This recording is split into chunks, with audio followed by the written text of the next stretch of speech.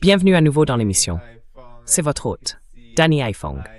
Comme vous pouvez le voir, je suis accompagné du professeur Mohammad Marandi en Iran. Professeur Marandi, merci beaucoup de me rejoindre aujourd'hui. Merci beaucoup de m'avoir invité, Danny. C'est toujours un plaisir. Oui, tout le plaisir est pour moi, professeur Marandi. Et si nous commencions? Tout le monde, appuyez sur le bouton « J'aime » en arrivant. Cela aide à faire connaître l'émission dès le début. Je voulais d'abord vous interroger au sujet du pétrolier américain qui a été touché dans le golfe d'Oman. C'était juste à l'est du détroit d'Ormuz. Il était ancré au large du port omanais des Émirats arabes unis. Et cela a montré, professeur Marandi, que la route censée contourner le détroit d'Ormuz n'est en réalité pas sûre non plus. L'Iran affirme qu'il passe à l'offensive. Il ne vise pas seulement des infrastructures comme celle-ci, mais cherche aussi à commencer à frapper des entreprises américaines, dont beaucoup sont basées à Dubaï. Parlez-nous de la situation actuelle de la riposte iranienne face à cette guerre d'agression américano-israélienne et de la manière dont les choses sont perçues, comprises et vécues en ce moment.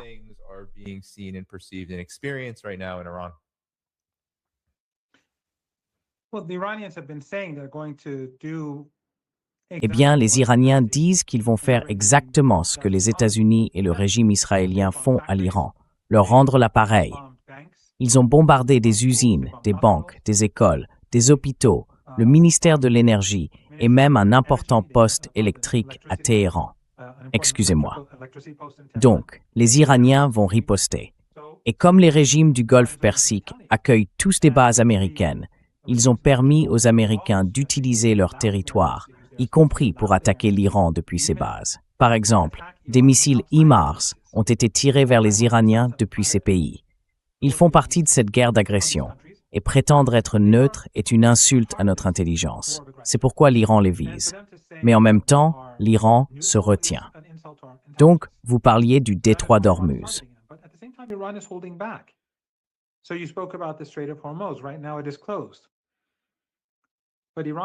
En ce moment, il est fermé. Mais l'Iran pourrait détruire les actifs du Qatar ou des Émirats. Pourtant, il ne l'a pas fait. Il a causé quelques dégâts en représailles, mais il n'est pas encore allé aussi loin. Pourquoi? Parce qu'il veut que cette guerre se termine sans provoquer une catastrophe économique mondiale. Ainsi, ils ont fermé le détroit d'Ormuz. Mais si les États-Unis sont contraints de se retirer, alors les navires pourront à nouveau circuler. Et le pétrole, le gaz et les produits pétrochimiques pourront être produits.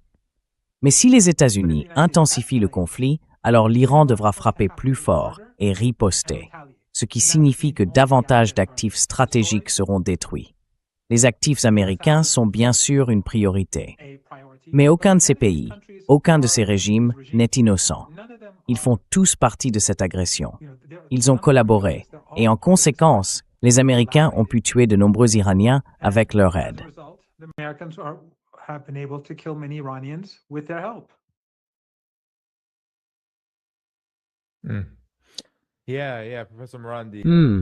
Oui, professeur Marandi, ce sont des points importants.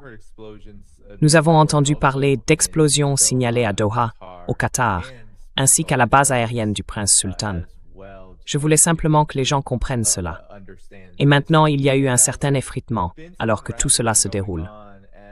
Il semble que le détroit d'Ormuz, qui prend une importance cruciale dans cette guerre, dans la riposte et la réponse de l'Iran, ait causé quelques problèmes. Nous venons d'apprendre la démission de Joe Kent, qui était le directeur national du contre-terrorisme nommé par Trump. Il a démissionné. Je peux retrouver la lettre. Je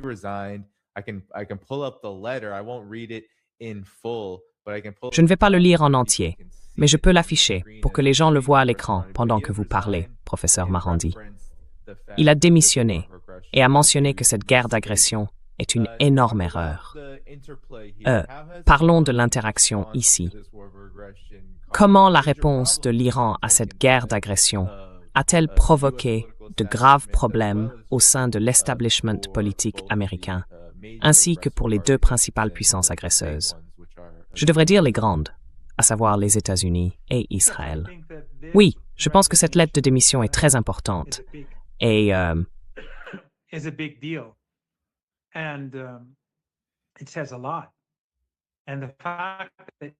cela en dit long. Et le fait que lui, un nommé de Trump, affirme que cette guerre n'a vu le jour qu'à cause du régime israélien et de son lobby aggrave considérablement la situation pour les Israéliens, pour Trump, pour la classe Epstein et pour le lobby sioniste aux États-Unis. Parce que cela, à mon avis, est encore plus significatif que si quelqu'un comme Candace Owens ou une autre personne du même genre faisait de telles déclarations. Il était responsable du contre-espionnage. Il sait ce qui se passe. Il savait que l'Iran ne représentait pas une menace pour les États-Unis et que tout cela avait simplement été fait à la demande du régime israélien. Et cela va avoir des conséquences, un impact mondial également. Les pays du monde entier savent déjà que la hausse des prix du pétrole, du gaz et de l'énergie est due au régime israélien et aux États-Unis.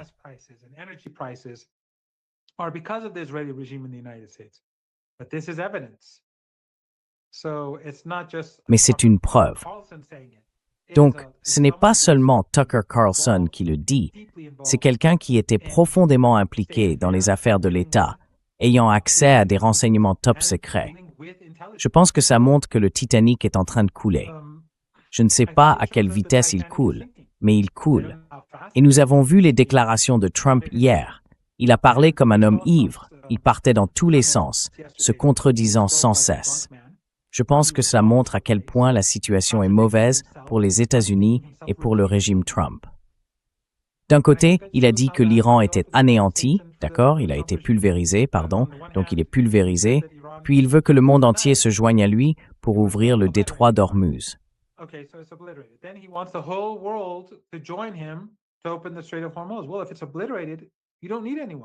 Eh bien, si c'est anéanti, vous n'avez besoin de personne. Alors pourquoi avez-vous besoin du monde entier? Et pourquoi le monde entier dit-il « Non, non, non, ne nous mêlez pas à ça » ?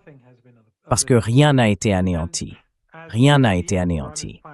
Et pendant que nous parlons, l'Iran tire des missiles et des drones sur des cibles à travers la région contre le régime israélien et contre des intérêts américains. Le détroit d'Ormuz reste fermé et le restera jusqu'à ce que les pays de la région contraignent les États-Unis à y mettre fin. Car sans leur consentement, les États-Unis ne peuvent pas faire la guerre. La communauté internationale doit faire pression sur les États-Unis pour qu'ils arrêtent cela. L'Iran n'acceptera pas simplement un cessez-le-feu.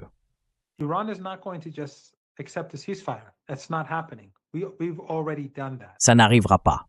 Nous l'avons déjà fait. Il y a 9 mois, 8 mois, nous avons accepté un cessez-le-feu, même si nous étions en train de gagner la guerre. Et maintenant, ils en ont lancé une autre. Ils nous ont attaqués à nouveau. À l'époque, pendant que nous négocions, ils complotaient à huis clos contre nous. Puis ils ont mené une attaque éclair.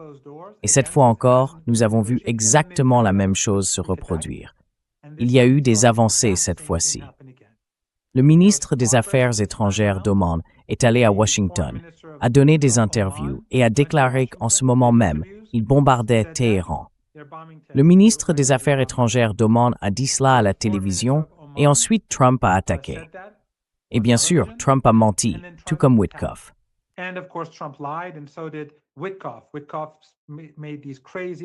Witkoff a proféré ces accusations insensées selon lesquelles l'Iran aurait organisé la table des négociations. Mais le ministre des Affaires étrangères d'Oman a déclaré qu'il était positif que les discussions soient indirectes. Quelle intelligence de la part de l'ayatollah Khamenei. Les Omanais ont tout observé, tout ce qui a été dit. Et ce que le ministre omanais des Affaires étrangères a déclaré aux médias aux États-Unis contredit tout ce que Witkoff et Trump ont affirmé. L'Iran ne peut donc pas négocier avec un tel régime. La signature de Trump ne vaut rien. L'administration ne vaut rien. Elle n'est pas digne de confiance. Il pourrait signer un accord et dès le lendemain, faire quelque chose de complètement différent. Il peut déchirer son propre accord. Qui pourrait l'en empêcher? Lui-même dit que personne ne peut l'arrêter. Il faut donc que les faits sur le terrain changent.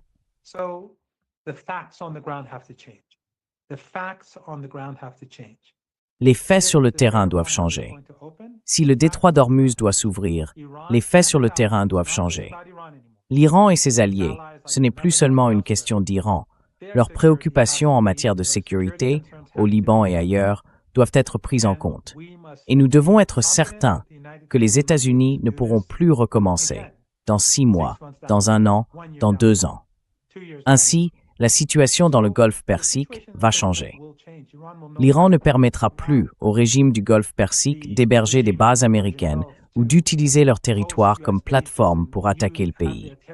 Cela n'arrivera pas.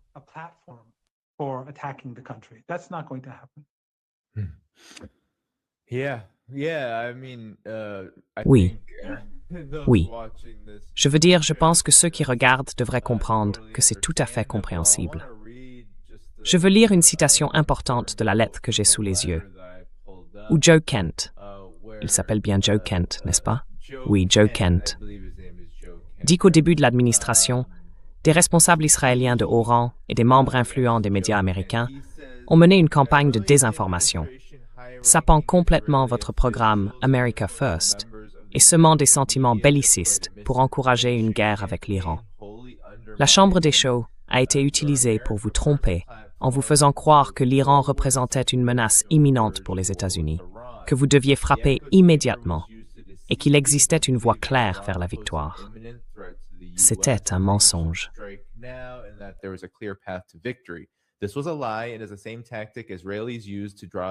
C'est la même tactique qu'Israël a utilisée pour nous entraîner dans la guerre en Irak. Cette guerre désastreuse en Irak qui a coûté à notre nation la vie de milliers de nos meilleurs hommes et femmes. Nous ne pouvons pas refaire cette erreur. Je voulais donc simplement dire cela, Marandi, et recueillir ta réaction. Le point essentiel ici, selon moi, ne concerne pas seulement le rôle d'Israël, mais aussi les coûts de cette situation, qui se confirment désormais. Les États-Unis affichent un nombre de pertes bien inférieur à celui rapporté par l'Iran. L'Iran vient d'annoncer qu'il y avait eu 3200 victimes américaines, blessées, et au moins 200 soldats américains tués. Ce sont des chiffres énormes en seulement quelques semaines.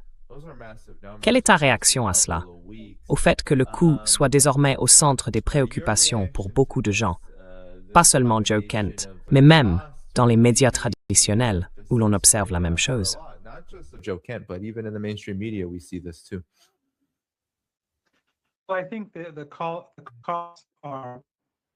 Je pense que les coûts sont multiples. Tout d'abord, il y a l'énorme charge imposée au peuple américain pour acheminer tous ces systèmes d'armes dans la région, les y maintenir et utiliser chaque jour des milliards de dollars de munitions et de missiles. Je crois avoir lu quelque part que pendant les 2 premiers jours, ils ont dépensé environ 5 milliards de dollars en munitions. Ensuite, il y a la hausse du coût de l'énergie, qui va continuer d'augmenter. Le pétrole, le gaz et bien sûr les produits pétrochimiques et les engrais. Tout cela va provoquer de graves problèmes si les États-Unis ne se retirent pas. Cela va causer d'énormes difficultés. Ce sont là les coûts.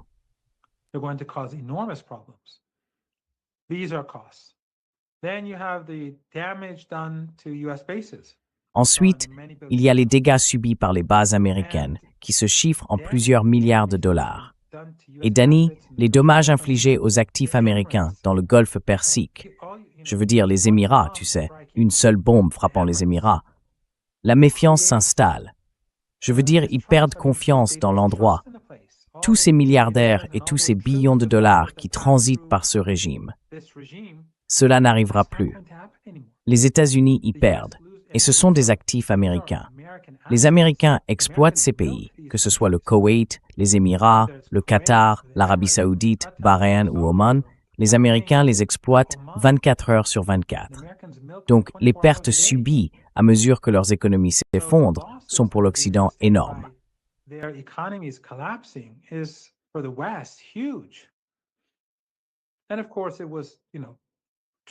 Et bien sûr, vous savez, des armes d'une valeur de milliers de milliards de dollars ont été vendues à ces régimes, même s'ils ne savent même pas les utiliser, car la plupart d'entre eux n'ont pas le personnel nécessaire pour le faire. Par exemple, le Qatar, compte une population de 350 à 400 000 habitants. Ils n'ont même pas de pilote. Ils achètent simplement ces armes aux États-Unis pour faire plaisir aux États-Unis, afin que les sénateurs puissent toucher des commissions et que d'autres élites puissent recevoir des pots de vin. Et ensuite, les princes peuvent eux aussi obtenir leurs commissions et leurs pots de vin. Mais les avions et tous les autres systèmes d'armes, ils sont inutiles. Donc quand on regarde tout cela dans son ensemble, les dégâts causés aux États-Unis sont énormes.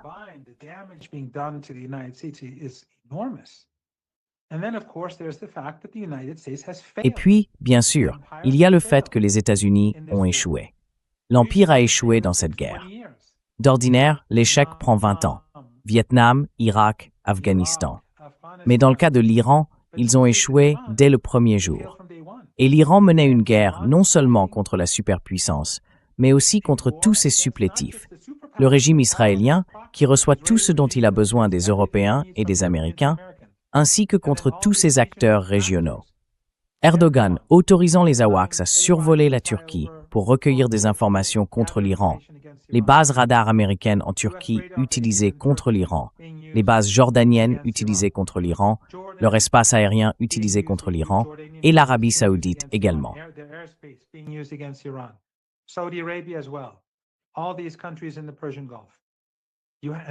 Tous ces pays du Golfe Persique, et puis bien sûr l'Occident collectif, sont tous derrière cette guerre. Ainsi, l'Iran est l'axe de la résistance. Le Hezbollah, la résistance irakienne et le Yémen se retrouvent face à cette coalition du mal. Et ils ont échoué. L'Empire a échoué. Alors imaginez les gens dans le monde entier regardant ce qui se passe et disant « Les États-Unis n'ont pas pu vaincre l'Iran en 2 ou 3 jours ?» On nous avait dit que ce serait terminé. On pensait qu'ils en étaient capables. Et donc je pense qu'au-delà des dégâts dont nous avons déjà parlé, cela aura d'énormes répercussions politiques pour les États-Unis dans les mois et les années à venir.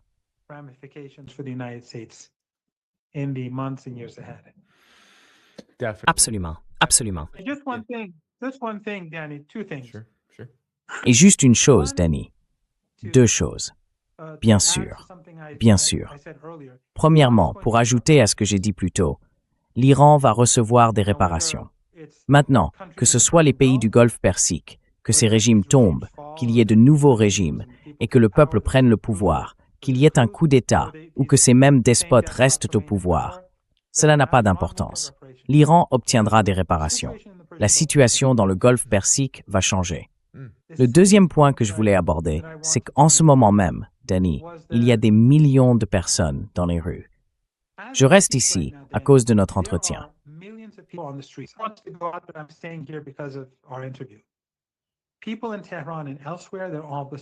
Les habitants de Téhéran et d'ailleurs, ils sont tous dans les rues en ce moment, sous les frappes aériennes. Sous les frappes aériennes.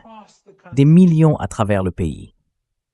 Lorsque les émeutes ont eu lieu les 8 et 9 janvier, des agences de renseignement étrangères ont introduit des armes et ils ont massacré des centaines de policiers et de volontaires et tué de nombreux civils. Ils étaient responsables, mais les médias occidentaux ont gonflé les chiffres et ont essayé de blâmer l'Iran, comme d'habitude. 3 jours plus tard, nous avons eu d'immenses rassemblements à travers le pays. Immenses. 3 millions à Téhéran, des dizaines de millions, 20, 30 millions, je suppose, à travers le pays. Je ne sais pas, je ne me souviens plus. Nous avons eu tellement de manifestations.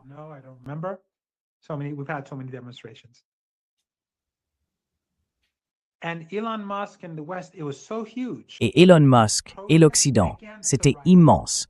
Ces manifestations contre les émeutiers, contre les agences de renseignement occidentales, en soutien à la République islamique. Au point qu'ils ont essayé de dire que les foules étaient générées par l'IA. Ainsi, pour l'anniversaire de la Révolution, les gens sont sortis le 11 février en nombre encore plus important. À Téhéran, on comptait jusqu'à 4 millions de personnes. Les gens disaient « Très bien, nous sortirons encore plus nombreux, juste pour vous prouver que vous mentez. » Depuis 2 semaines maintenant, chaque nuit, les gens descendent dans les rues en masse. À Téhéran, ils ne se rassemblent pas en un seul endroit. Ils vont dans plusieurs lieux, une vingtaine environ, et dans les villes de tout le pays aussi, sous les tirs de missiles. Pendant que nous parlons, ils attaquent Téhéran.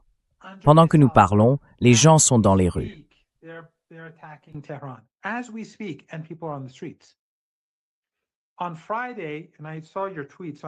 Vendredi, et j'ai vu ton tweet, donc je sais que tu es au courant, il y a eu la manifestation internationale, la journée d'Al-Quds, la journée internationale de Jérusalem, en soutien au peuple palestinien. Les gens sont descendus dans la rue alors qu'ils étaient bombardés pour la cause du peuple palestinien. Des gens incroyables, ces Iraniens. Et ils ont été bombardés. Des missiles ont été tirés sur les manifestations et une femme a été tuée. Les médias occidentaux n'en ont rien dit. Mais ce qui était extraordinaire, c'est que personne n'a bougé. Personne n'a reculé. J'ai vu que tu avais publié cette vidéo de la jeune femme. Personne n'a bougé. Personne n'a fui. Personne n'a crié. Personne n'a paniqué. Cette immense foule à Téhéran. Et puis 2 jours plus tard, dans une autre ville appelée Hamadan, il y a eu une cérémonie funéraire pour, je crois, les manifestants, ou un certain nombre d'entre eux, et il y avait d'énormes foules, et ils ont bombardé là aussi.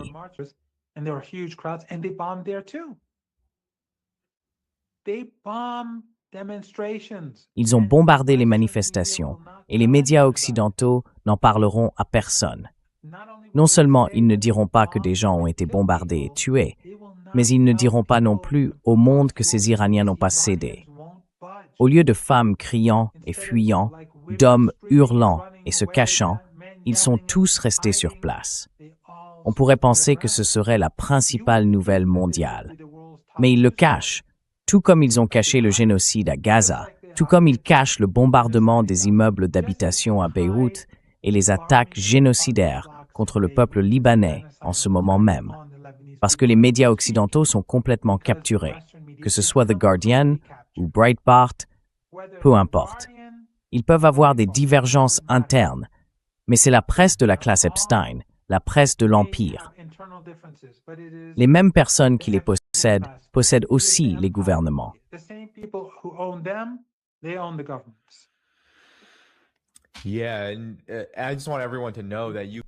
Oui, et je veux simplement que tout le monde sache qu'on peut trouver de nombreux exemples de ce dont le professeur Marandi parlait un peu partout, surtout sur X, des vidéos d'Iraniens dans les rues. Je veux dire, je crois, vous êtes sur place, professeur Marandi, donc vous le savez mieux que moi, mais je crois que ça se produit chaque jour, avec des gens qui descendent dans la rue pour manifester contre cette guerre. Il y a de nombreuses vidéos montrant exactement ce que le professeur Marandi a décrit. Des personnes qui entendent ou se trouvent très près de bombardements autour d'elles. Et non seulement elles ne bougent pas, professeur Marandi, mais elles deviennent même plus enthousiastes dans leur mobilisation contre cette guerre. On peut vraiment voir l'émotion dans ces moments-là.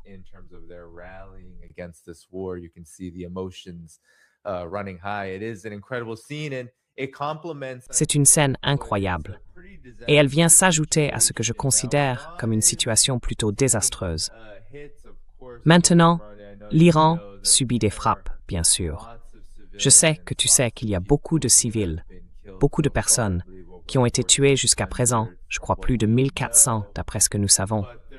Mais il y en a probablement davantage, étant donné qu'Israël et les États-Unis sont ceux qui mènent les frappes en ce moment. Il y a aussi des affirmations, je ne pense pas qu'elles aient été confirmées, mais tu peux me corriger, selon lesquelles Ali Larijani, le secrétaire du Conseil de sécurité nationale, aurait été tué. Il n'y a pas de confirmation de la part de l'Iran, mais c'est ce qu'affirme Israël, et il s'en attribue le mérite.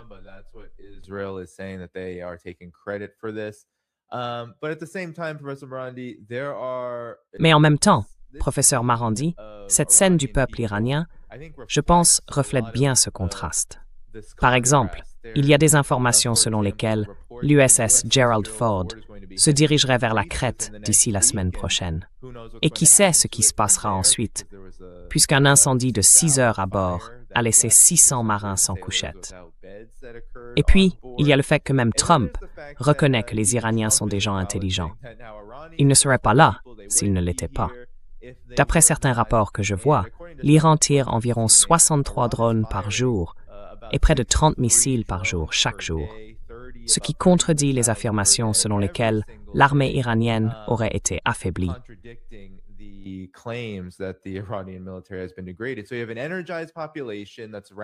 Vous avez donc une population mobilisée qui manifeste chaque jour contre la guerre, sans craindre ce que font les États-Unis et Israël. Vous avez une armée qui conserve encore une grande partie, sinon la totalité, de ses capacités, du moins celles qu'il est important pour l'Iran de préserver.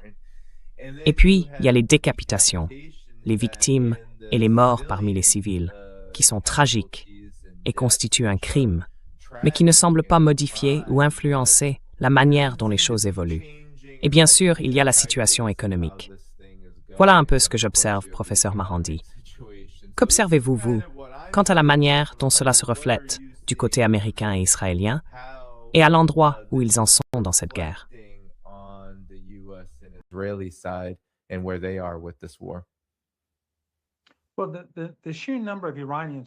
Eh bien, le nombre d'Iraniens dans les rues est si énorme que malgré la censure totale des médias occidentaux, même Trump en entend parler. Il est donc obligé de dire que c'est de l'IA, tout comme Elon Musk l'avait dit il y a quelques mois. Les gens le voient. Cela passe à travers. Cela traverse la répression sur les réseaux sociaux et la censure des médias occidentaux, mais les gens le voient quand même. Ainsi, même Trump a dû commenter et dire « Vous savez, j'ai fait un tweet hier soir. J'étais dans la rue lors de l'un de ces rassemblements. Il y a des rassemblements dans tout Téhéran. Et j'en ai montré un extrait en disant « Nous sommes tous Amalek et nous sommes tous de l'IA. » Cela mis à part, souvenez-vous que ces gens le font tout en étant punis, assassinés, parce qu'ils disent non au génocide. Parce qu'ils disent non au génocide.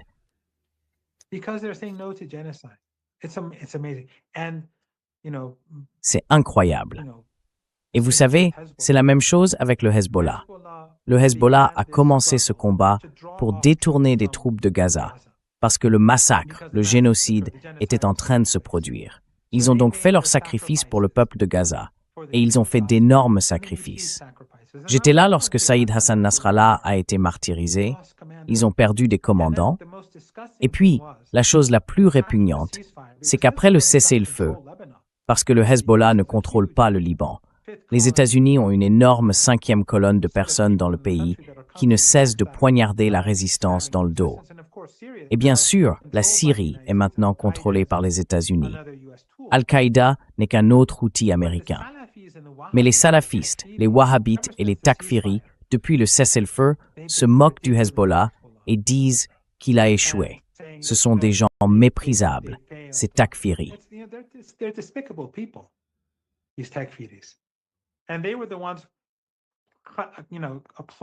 Et c'était eux qui applaudissaient la CIA, le Mossad, Erdogan et d'autres lorsqu'ils menaient la sale guerre en Syrie. Et maintenant, nous voyons que le régime syrien est un instrument des États-Unis et tout le monde détourne le regard. Mais regardez maintenant le Hezbollah. Il frappe durement le régime et pour le bien du peuple palestinien, il se sacrifie pour un autre peuple. Il en va de même pour l'Iran. Ils sont attaqués et tués parce qu'ils disent non au génocide, non à l'extermination des enfants, non au peuple d'Amalek, comme les Israéliens les appelleraient, comme tous les dirigeants israéliens les appellent. Ainsi, les Iraniens restent fermes. Ils sont si déterminés que même Trump en a entendu parler. Il a entendu. Alors il doit aller dire que c'est l'IA. Quant au Dr Larijani, nous devons attendre une annonce, mais rien ne changera.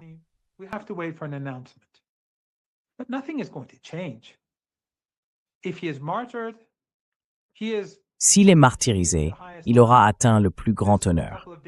Il y a seulement quelques jours, il a tweeté « Je pense que les gens devraient aller voir son compte Twitter ». Il a cité, je crois, l'imam Hussein, le petit-fils du prophète, à propos du martyr. Il n'a pas peur du martyr. Il n'a jamais eu peur du martyr. Il défend la juste cause.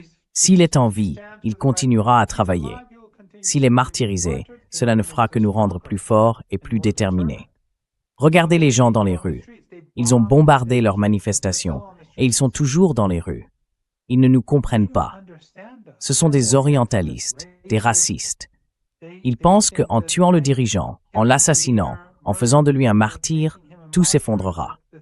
Non, nous sommes un peuple sophistiqué, avec une constitution sophistiquée et des structures étatiques sophistiquées, et nous avancerons.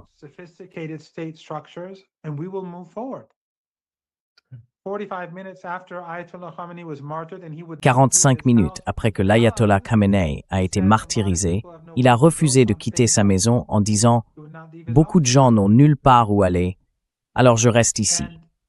Il n'a pas voulu quitter son bureau non plus. Et que s'est-il passé 45 minutes plus tard? Les représailles de l'Iran ont commencé. On peut descendre dans les rues de Téhéran, circuler en voiture, c'est sûr. La plupart des magasins sont ouverts. Certaines personnes sont parties parce qu'après le massacre de ces filles à l'école, les 168 écolières que les États-Unis ont massacrées, le gouvernement a fermé les écoles et les universités. Beaucoup sont donc partis et on a encouragé ceux qui n'avaient rien à y faire à quitter la ville. Certains sont revenus, mais quelques magasins restent fermés. L'essentiel, c'est que l'État continuera de fonctionner. Et pendant que nous parlons, l'Iran riposte.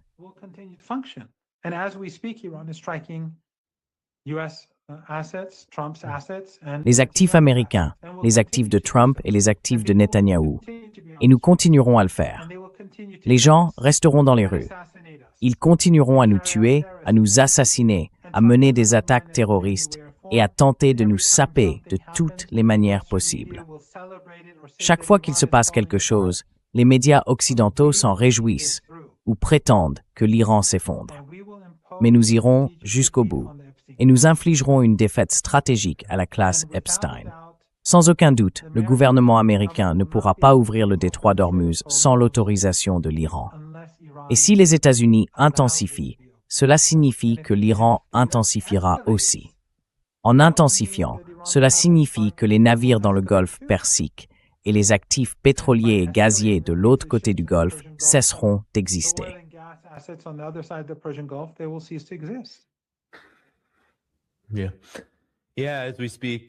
Oui, pendant que nous parlons, l'Iran a des impacts directs sur Tel Aviv et Beit Shemesh. Les gens doivent comprendre que l'Iran tire des missiles, même si le volume n'est pas très élevé en termes de nombre.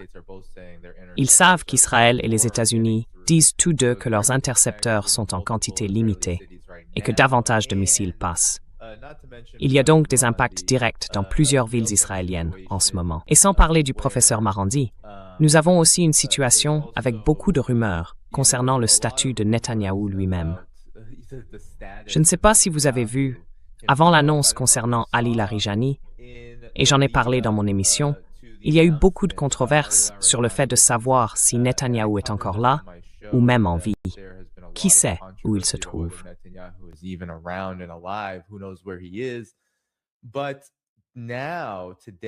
Mais aujourd'hui, professeur, je veux simplement montrer ceci, car c'est très choquant pour moi. C'est probablement la preuve la plus accablante que j'ai vue, indiquant que quelque chose ne va vraiment pas. Voici donc le compte X du Premier ministre à la date d'aujourd'hui, le jour où nous parlons, affirmant que Netanyahou ordonne l'élimination de hauts responsables du régime iranien. Mais les gens ont très vite fait remarquer ici, professeur Marandi, que cette photo date du 4 février 2026. Et même si certains pourraient dire, vous savez, et je ne vais pas tirer de conclusion particulière de cela, si ce n'est que c'est très, disons, troublant, je ne vais pas tirer de conclusion. Certains disent, oh, eh bien, il pourrait simplement faire du trolling. Mais cela ne semble pas vraiment être le cas.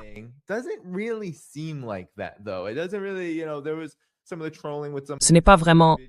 Vous savez, il y a eu un peu de trolling avec ces autres vidéos qui ont été publiées de lui, étrangement et maladroitement, dans un café. Mais malgré tout, le récit reste le même. Chaque fois que Netanyahou réapparaît quelque part en ligne, les gens se demandent si cet homme est encore en vie, analysant et scrutant chaque image. C'est étrange. Certains diraient que c'est une guerre de propagande, mais je pense que c'est bien plus que ça. Je pense que c'est bien plus que de simplement essayer de vendre de l'information. Je crois que c'est le reflet de quelque chose de beaucoup plus profond. Mais professeur Marandi, quelle est votre réaction à cela? Parce que le compte X du Premier ministre israélien utilise d'anciennes photos pour rendre compte d'événements récents. Je trouve cela étrange. Qu'en pensez-vous?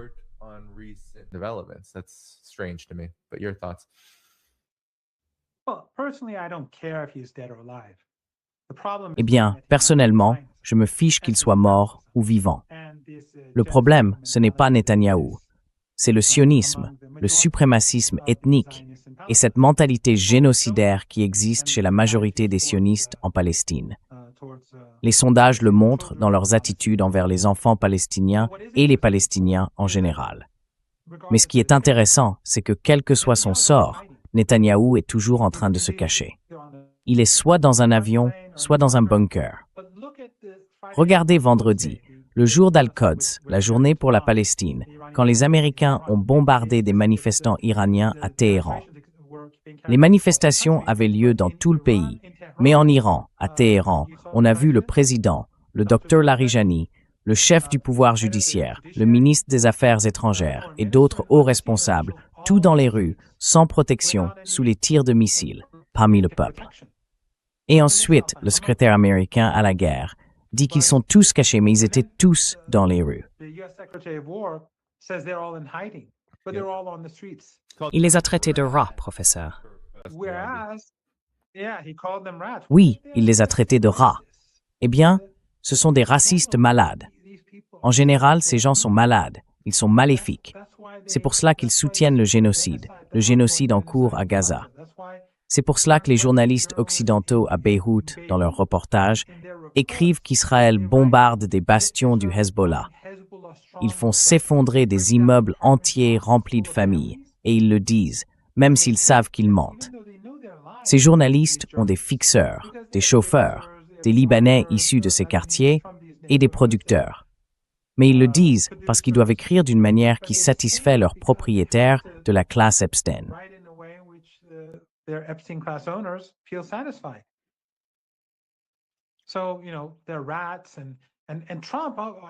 Alors, tu sais, ce sont des rats.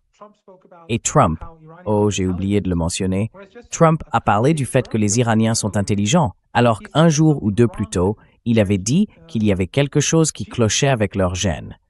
C'était dans une interview sur Fox que j'ai tweeté ou retweeté. Je veux dire, ce sont des racistes. Ils sont méprisables. Et bien sûr, c'est compréhensible. Quiconque soutient la soi-disant légitimité du régime israélien soutient le suprémacisme ethnique. Donc ils doivent être racistes. Par définition, ce sont des racistes. Alors tu sais, Netanyahou, tout le monde se fiche de l'endroit où il est, mais les dirigeants iraniens sont avec le peuple dans la rue.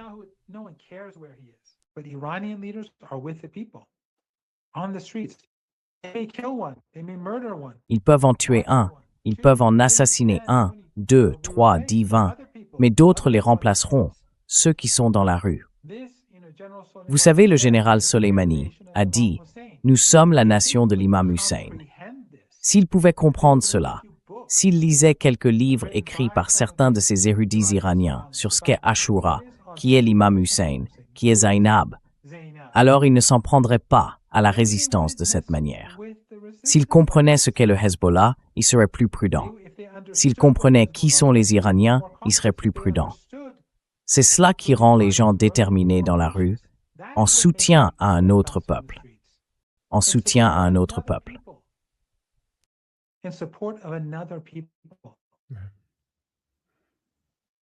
Ouais. Les Palestiniens se battent pour leur survie. Ces personnes se battent pour les Palestiniens. Ainsi, des gens sous le feu se rendent au rassemblement de la journée de Jérusalem, la journée d'Al-Quds, sous les tirs de missiles, pour le bien d'un autre peuple. Incroyable. Ouais. Je ne sais pas si tu peux entendre les explosions en arrière-plan, au fait. Non, nous ne pouvons pas, mais nous vous croyons, car vous êtes déjà venus dans cette émission où nous les avons certainement entendus. Et ce que vous disiez, professeur Marandi, à propos de la journée d'Al-Quds, les gens doivent savoir qu'en Iran, je suis presque certain, et vous pouvez me corriger, elle est perçue presque comme une fête légalement obligatoire, compte tenu du soutien indéfectible au peuple palestinien. mais elle a été instaurée après la Révolution et elle a lieu chaque année. Les Iraniens descendent dans la rue. Beaucoup de gens viennent du monde entier, surtout de la région, pour se rendre en Iran et y participer. Mais ce n'est pas une obligation, ce n'est pas une exigence légale en ce sens.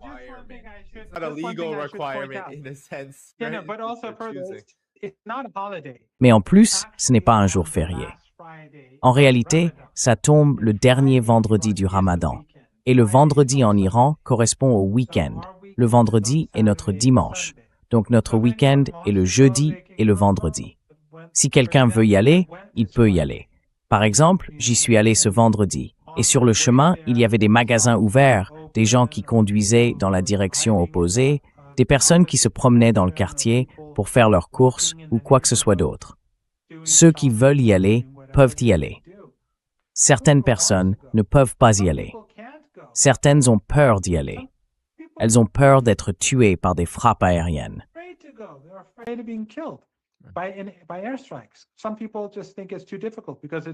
Certaines personnes pensent simplement que c'est trop difficile, parce qu'il est compliqué d'y aller avec tout le trafic et la foule. Mais vous savez, les gens ont fait preuve d'un degré incroyable de résilience, d'héroïsme et de courage, hommes et femmes confondus. Je n'ai jamais rien vu de tel. J'ai vécu les années 1980 en Iran, au plus fort de la révolution, lorsque Saddam a envahi le pays. J'étais en fait à la prière du vendredi, quand une bombe a explosé, et les gens sont restés assez déterminés. Mais là, c'était d'un tout autre niveau. Il existe des images, les gens peuvent les voir, et c'est tout à fait extraordinaire.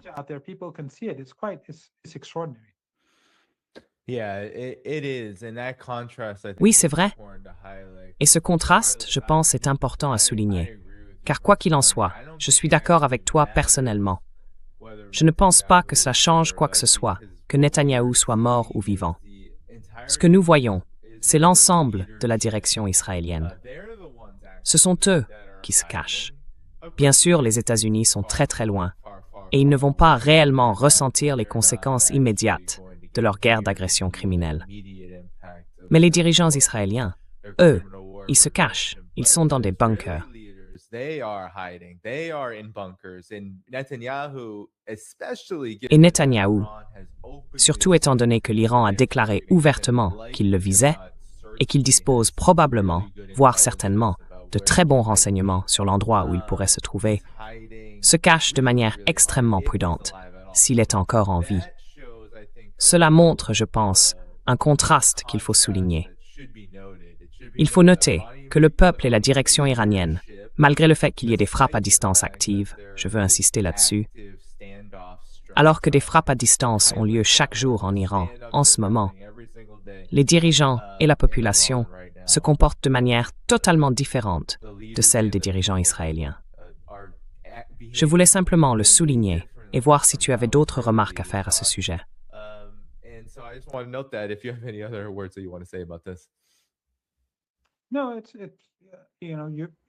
Non, vous avez tout à fait raison. Mais une chose qui m'a frappé, et ce n'est pas la première fois que Trump le dit, c'est qu'il a affirmé que nous ne pensions pas que l'Iran riposterait contre des intérêts américains dans le Golfe Persique, ou qu'il fermerait le détroit d'Ormuz. Je veux dire, j'ai probablement dit cela dans votre émission une dizaine de fois au cours des dernières années, probablement plus d'une dizaine de fois, d'une manière ou d'une autre. Et je ne suis pas le seul. Beaucoup d'autres l'ont dit aussi. Je suis sûr que d'autres de vos invités ont tenu le même discours, mais moi je le dis depuis des années. Comment pouvait-il ne pas le savoir? Il n'est pas nécessaire d'être un génie pour comprendre que c'est ainsi que l'Iran allait réagir.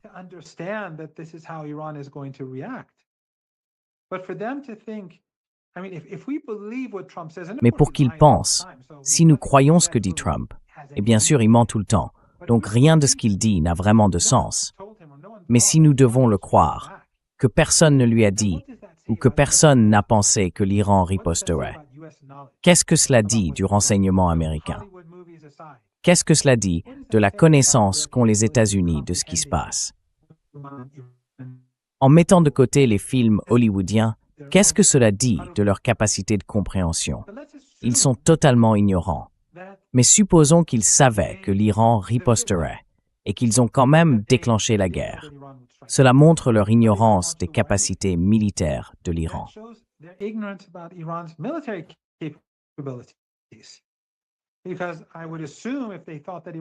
Parce que je suppose que s'ils pensaient que l'Iran allait riposter, ils se disaient que cela n'aurait pas vraiment d'importance, qu'ils pourraient simplement bombarder l'Iran quelquefois et que toutes les capacités iraniennes seraient détruites, parce que nous sommes les meilleurs ou quelque chose du genre. Vous savez, ce genre de langage qu'ils utilisent, c'est qui nous sommes et tout ça. Ce fou, dépourvu de toute moralité, dignité ou honneur. Cela montre donc leur ignorance des capacités militaires de l'Iran. Encore une fois, cela signifie que le renseignement américain ne vaut rien. Cela veut dire qu'ils sont ignorants. Et c'est la même chose avec le régime israélien et l'Iran. Le régime israélien sait peut-être mieux, mais il a trompé les Américains pour les pousser à attaquer l'Iran en leur fournissant de faux renseignements. Quelle que soit la manière dont on le regarde, cela ne donne pas une bonne image du régime israélien, du régime Trump ou des élites politiques de Washington.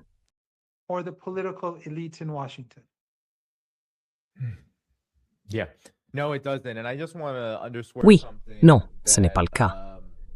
Et je veux simplement souligner quelque chose que j'ai oublié de mentionner plus tôt. Nous parlons de tous ces facteurs et de la manière dont la guerre se déroule pour Marandi. Je veux simplement lire ce que l'Iran a déclaré. Bien sûr, chacun peut le prendre avec des pincettes, comme il veut.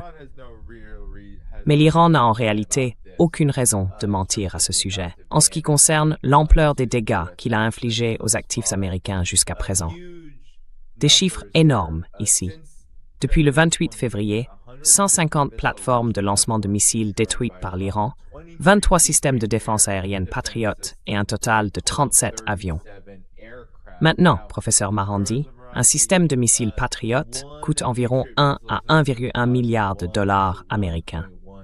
Donc, l'Iran inflige des dommages économiques et militaires massifs aux États-Unis. Et nous n'avons même pas encore parlé en détail, vous l'avez mentionné, du fait que le Hezbollah est également impliqué.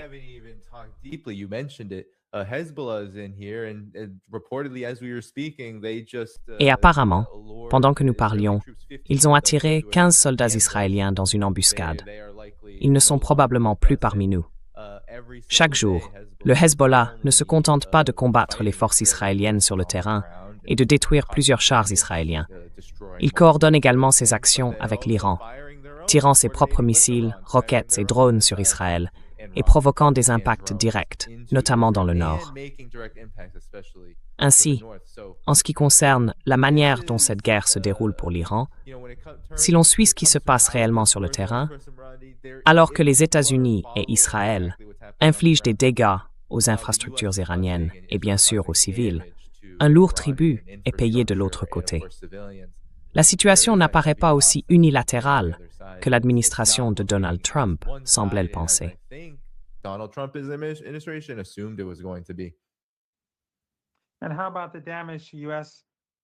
Et qu'en est-il des dommages subis par les actifs américains en Irak et de la résistance irakienne? Leurs actifs pétroliers, leurs actifs gaziers, leurs installations, tout est en train d'être détruit. Ils sont expulsés d'Irak. Ils ne pourront jamais tenir l'Irak comme ils l'ont fait jusqu'à présent. C'était une autre erreur insensée, une autre conséquence de leur erreur insensée et génocidaire d'avoir attaqué l'Iran. Et puis le Yémen n'a même pas encore commencé. Depuis qu'il a vaincu les États-Unis l'année dernière, lors de cette guerre de 7 semaines, ils se préparent pour la grande confrontation. Ils ont dit qu'ils allaient s'impliquer, mais ils attendent le bon moment. Donc, ce n'est pas quelque chose que les Américains peuvent gérer.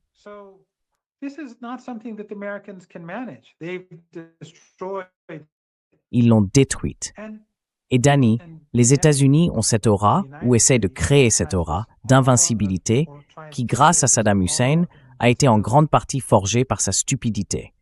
Il a envahi le Koweït, puis les a laissés le bombarder pendant une quarantaine de jours, et ils ont simplement balayé les positions irakiennes. Depuis lors, et avec l'effondrement de l'Union soviétique, les États-Unis sont devenus l'hyperpuissance. Cette aura d'invincibilité existait. Et il est vrai que les États-Unis ont perdu en Irak et en Afghanistan, mais après des décennies, ils ont pris le pays. Dans le cas de l'Iran, ils ont échoué dès le premier jour et les Iraniens ont riposté avec force.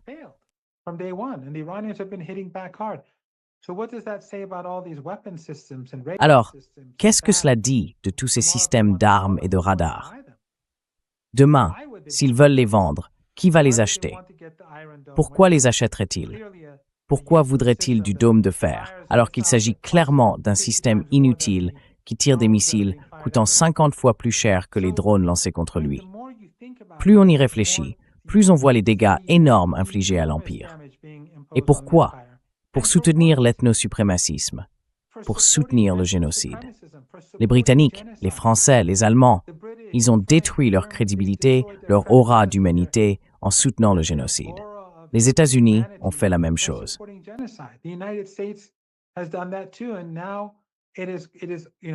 Et maintenant, elle est en train de s'auto-détruire encore davantage.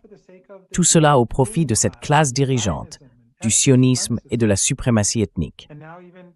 Et maintenant, même des responsables du renseignement de haut niveau, on voit au moins une figure importante démissionner. Il faudra voir s'il y en a d'autres, si Tulsi Gabbard démissionne ou quelqu'un d'autre. Je pense que c'est un coup dur. Ce n'est pas comme lorsque Candace Owens fait des déclarations. C'est l'homme responsable de ce genre de choses, l'un des responsables du renseignement, qui affirme qu'il n'y a pas de menace. Ce n'est pas Tucker Carlson. C'est quelqu'un qui peut affirmer avec autorité qu'il n'y avait aucune menace et que nous avons attaqué un pays simplement parce que le régime israélien et le lobby sioniste le voulaient.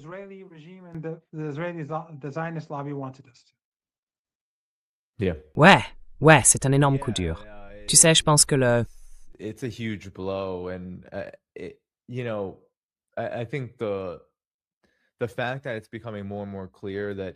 fait qu'il devienne de plus en plus évident qu'Israël a joué un rôle majeur, non seulement pour convaincre, mais aussi, je pense, pour aider à coordonner, en avançant de concert avec le régime extrêmement sioniste qui existe à Washington, afin de mener cette guerre, maintenant avec la démission du chef du renseignement et de celui du DNI.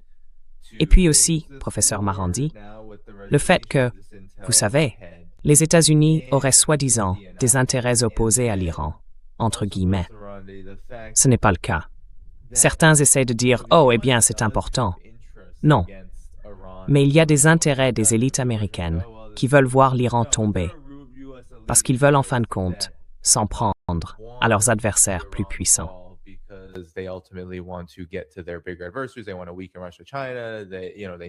Ils veulent affaiblir la Russie et la Chine. Vous savez, ils comprennent la relation profonde qui existe entre elles. Mais il est tout à fait clair qu'au 28 février 2026, ce n'était pas le moment où ils allaient réussir à atteindre cet objectif. Et pourtant, ils l'ont fait quand même. Les États-Unis l'ont fait quand même. Je pense que c'est la principale leçon à tirer ici de cette démission. Et puis, il y a le fait que l'Iran tient toujours, en raison de la volatilité qu'impliquerait pour les États-Unis une tentative de cibler les expéditions de pétrole iranien à travers le détroit d'Ormuz. Il y a eu quelque chose comme 11 millions de barils expédiés vers la Chine en particulier, mais bien sûr aussi vers d'autres acheteurs de pétrole iranien.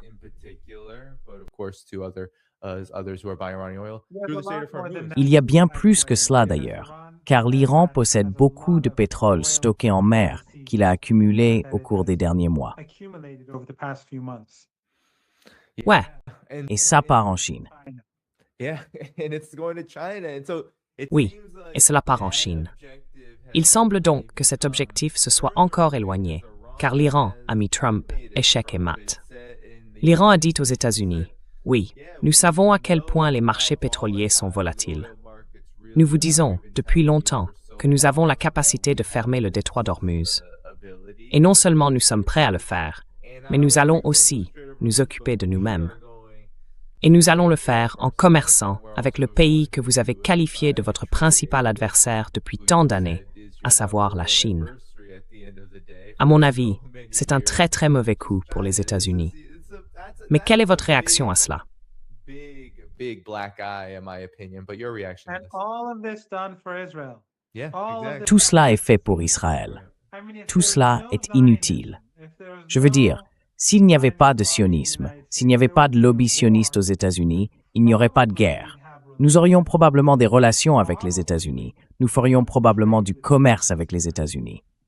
Mais c'est cette classe de personnes, cette classe Epstein, ces gens qui non seulement empêchent des relations normales, mais insistent sur la mort, le meurtre, la destruction, le génocide et tout le reste. murder and destruction and genocide and all that. Yeah. Yeah, Hmm. definitely. And, Oui, uh, oui, maybe tout à you can fait. comment more, Et 'cause peut-être que tu peux en dire plus, parce que je dis depuis un certain temps que tu sais, avec la résistance irakienne, ils viennent de frapper une ambassade américaine. Ils ont visé des installations, publié des images de drones, les montrant en train de cibler des bases militaires américaines là-bas. Apparemment, j'ai montré ça dans l'émission hier. Qu'il n'y a actuellement aucune activité entre ces pétroliers et d'autres avions américains au-dessus de l'Irak, probablement par crainte d'être pris pour cible. Donc, la résistance irakienne est bel et bien en mouvement. So you have the Iraqi resistance very much in motion. Of course, we mentioned Hezbollah. And then Yemen. Bien sûr, nous avons mentionné le Hezbollah, puis le Yémen. Il y a eu des rumeurs selon lesquelles l'Arabie saoudite et d'autres pourraient essayer d'utiliser la mer Rouge et le Bab el-Mandeb comme moyen d'atténuer une partie de la pression causée par la fermeture du détroit d'Ormuz.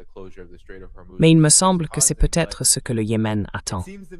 Je vois cela non pas comme une retenue par peur ou autre chose, mais comme une attente du bon moment pour agir. Je suis curieux de connaître ton avis à ce sujet, car il semble que la situation pourrait rapidement passer de mauvaise à pire pour l'économie mondiale si cela devait se produire.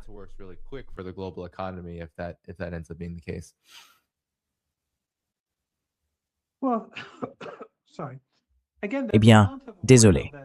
Encore une fois, la quantité de pétrole que les Saoudiens peuvent exporter depuis la mer Rouge est limitée et il y a beaucoup de problèmes techniques. Mais vous avez tout à fait raison. Si le Yémen entre en guerre et ferme la mer Rouge, alors où ira ce pétrole? Parce que les superpétroliers ne peuvent pas passer par le canal de Suez. Donc, ça va poser un gros problème. Quoi qu'il en soit, si le Yémen entre en guerre, alors les Saoudiens, souvenez-vous, lorsqu'ils ont mené 7 années de génocide avec le plein soutien de l'Occident, pendant les 2 ou 3 premières années, tout le Golfe Persique et la Turquie, tous soutenaient cette guerre génocidaire. Puis, lorsque les Émirats et les Saoudiens se sont retournés contre le Qatar et la Turquie se sont un peu éloignés de l'Arabie saoudite et des Émirats.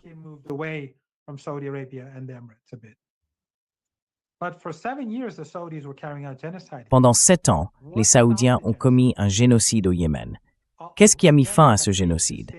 Le Yémen avait atteint, il y a 3 ou 4 ans, je crois, un niveau de puissance tel qu'il était capable de détruire une grande partie des capacités d'exportation de pétrole saoudiennes. Les Saoudiens ont alors renoncé et accepté le cessez-le-feu.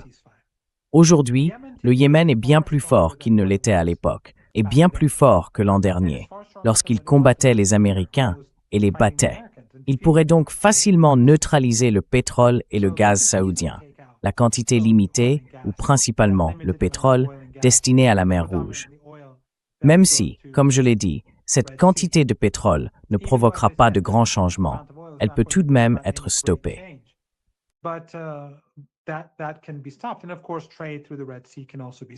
Et bien sûr, le commerce à travers la mer Rouge peut également être interrompu, et ils peuvent causer des dégâts avec leurs drones et leurs missiles, contre l'Arabie saoudite et au-delà, contre l'oléoduc vers les Émirats et contre les actifs navals américains. Ils disposent d'une grande force de combat qu'ils pourraient déployer sur le territoire voisin. Et la résistance irakienne possède elle aussi une importante force de combat. Ils pourraient se déplacer vers le Koweït, ils pourraient se déplacer vers la Syrie. Rappelez-vous que le Koweït a une petite population, tout comme les Émirats, Bahreïn et le Qatar. Mais le Yémen et l'Irak sont de vastes pays dotés de forces de combat très puissantes. Ils ont combattu au Yémen, ils ont vaincu une guerre génocidaire menée par les Saoudiens et les Émiratis, puis par les Américains.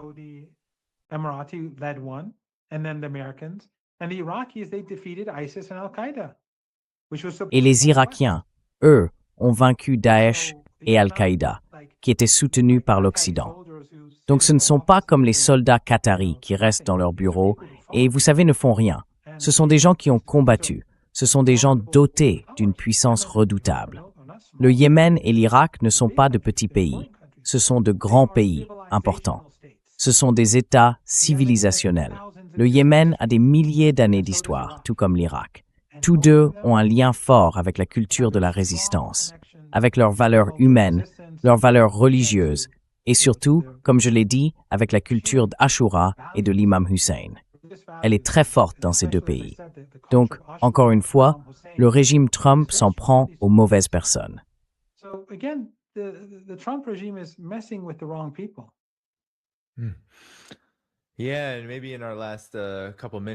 Oui, et peut-être que dans les dernières minutes qu'il nous reste, professeur Marandi, vous pourriez nous parler de votre impression et de votre réaction face à l'idée que cela puisse durer.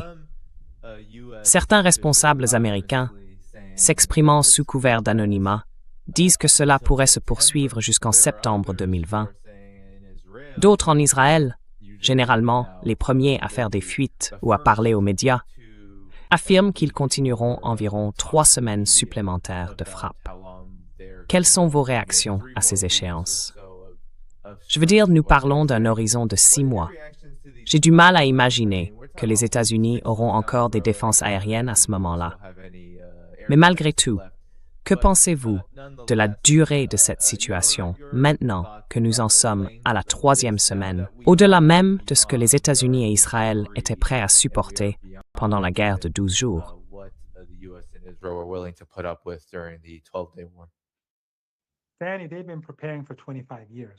Danny, ils se préparent depuis 25 ans. Depuis que les États-Unis ont envahi l'Irak et l'Afghanistan, qualifié l'Iran de membre de l'Axe du mal et commencé à dire que toutes les options étaient sur la table. Ils ont construit des bases et des usines souterraines, développé une technologie nationale pour les drones et les missiles. Ils peuvent poursuivre cette guerre pendant des années. Et ils envisagent sérieusement de continuer jusqu'après les élections de mi-mandat américaines. Ils peuvent donc tenir très longtemps. Mais la crise économique mondiale permettra-t-elle aux États-Unis de maintenir cette guerre encore longtemps? Nous verrons bien. Le prix du pétrole, chaque jour, 20 millions de barils de pétrole, plus le gaz et tout le reste avec. 20 millions de barils manquent sur le marché.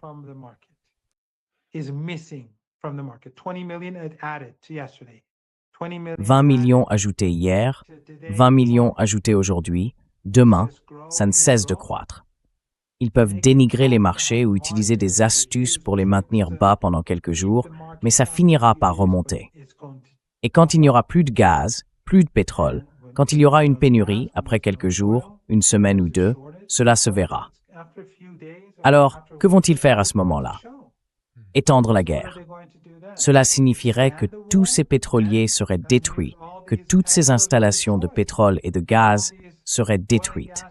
Ce serait bien pire, car cela voudrait dire qu'il n'y aurait aucun répit, aucun espoir pour l'année prochaine, ni même dans 6 mois. Donc, en fin de compte, les États-Unis, s'ils ne veulent pas provoquer l'effondrement de l'économie mondiale, devront reculer. Mais bien sûr, les exigences de l'Iran devront être satisfaites.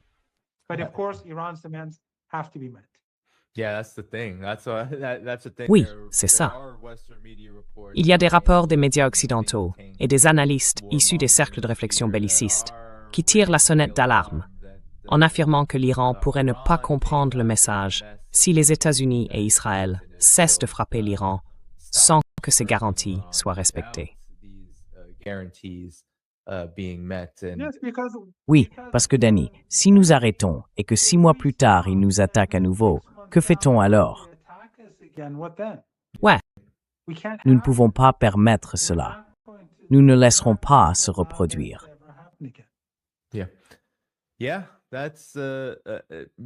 Oui, beaucoup de personnes qui regardent cela considéreraient probablement que c'est une conclusion tout à fait raisonnable. Et cela amène la question au professeur Marandi. Les États-Unis envoient environ 5000 marines dans une soi-disant unité expéditionnaire qui arrivera dans quelques jours, probablement une semaine environ. Et cela semble être une situation très... Eh bien, ils vont être utilisés pour quelque chose, sans doute. Et cela pourrait marquer le début de ce qui serait une sorte de cerise sur le gâteau, d'un désastre déjà en cascade. Un dernier mot avant de conclure, et je remercie le public pendant que vous parlez.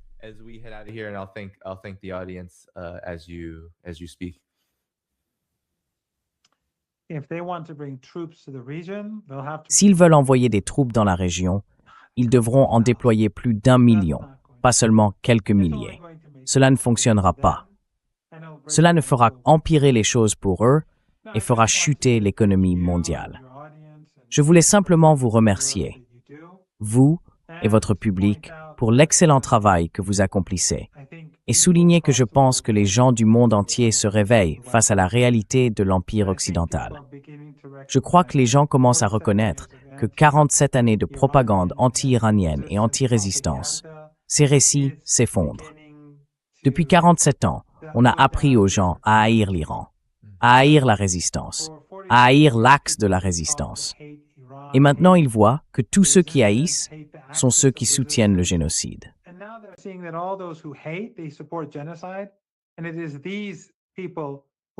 Et ce sont ces personnes qui s'opposent au génocide. Toute cette propagande des médias occidentaux, toute cette propagande qatari, saoudienne, émiratie et d'Erdogan, tout cela s'effondre. Les gens, je pense, voient de plus en plus la réalité. Ils voient ce qui se passe réellement en Palestine et ils se réveillent aux États-Unis quant à ceux qui détruisent réellement le pays. Et bien sûr, la démission d'aujourd'hui, je pense, est un autre clou dans le cercueil des fortunes du sionisme aux États-Unis. Le peuple américain est pris en otage, tout comme les gens ailleurs dans le monde. Mais les gens se réveillent, les jeunes en particulier, et nous faisons face à la guerre.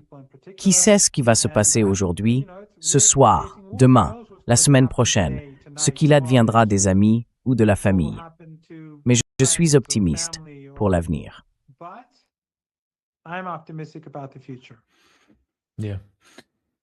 Oui. Oui. Eh bien, professeur Marandi, je sais que vous ne pouvez pas le voir, car nous sommes sur une plateforme qui ne permet pas le partage d'écran de cette manière. Mais je viens d'afficher un tas de messages de personnes qui vous ont témoigné beaucoup d'affection à vous et au peuple iranien. Je pense que c'est un excellent signe que beaucoup de gens prêtent attention à ce qui se passe. Donc c'est vraiment très apprécié que vous soyez venus. Je veux remercier tous ceux qui ont contribué. Bien sûr, les abonnements, les super chats, tout cela. Et tous ceux qui ont regardé aujourd'hui, car ce sont des programmes très importants. Je veux aussi dire, pour conclure, cliquez sur le bouton « J'aime ». Cela aidera à faire en sorte que le message du professeur Marandi se diffuse encore davantage une fois que nous aurons terminé. Et professeur Marandi, ne lisez pas Al Jazeera aujourd'hui, car Al Jazeera a publié un article d'analyse de 2000 mots sur la façon dont la stratégie des États-Unis et d'Israël contre l'Iran fonctionne. Cela risque de vous faire grisonner un peu plus, vu à quel point c'est mauvais. Gray a little bit more in terms of how bad it is. But I don't care. I mean, there are some good people. Je m'en fiche. Je veux dire, il y a des gens bien à Al Jazeera. J'ai des amis là-bas qui me contactent de temps en temps et nous parlons de questions de fond. Je ne veux mettre personne dans l'embarras.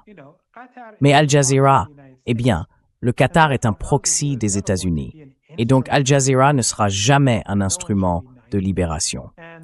Il ne faut pas être naïf. C'est un instrument du pouvoir américain, à sa manière.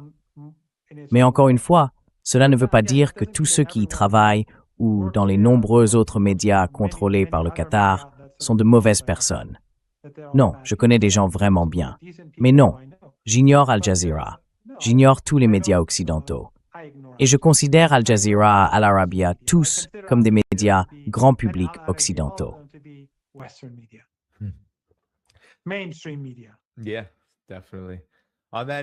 Oui, tout à fait. Sur ce, tout le monde, on va s'arrêter là. N'oubliez pas d'appuyer sur le bouton « J'aime » avant de partir. Dans la description de la vidéo, vous trouverez le compte X du professeur Mohammad Marandi, où il partage toutes ses apparitions médiatiques et ses commentaires sur cette guerre. Vous pouvez le suivre là-bas. Tous les liens qui soutiennent cette chaîne s'y trouvent également. Demain, un ami commun de l'émission sera présent. Le professeur Marandi et moi, ainsi qu'Alistair Crook, seront là à 11h, heure de l'Est, le 18 mars. Alors, ne manquez pas ça.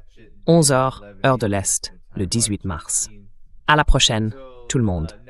Je vous retrouve pour la prochaine mise à jour sur cette guerre et bien sûr sur la situation et le contexte qui l'entoure. Au revoir. Situation, context that surrounds it. Bye-bye.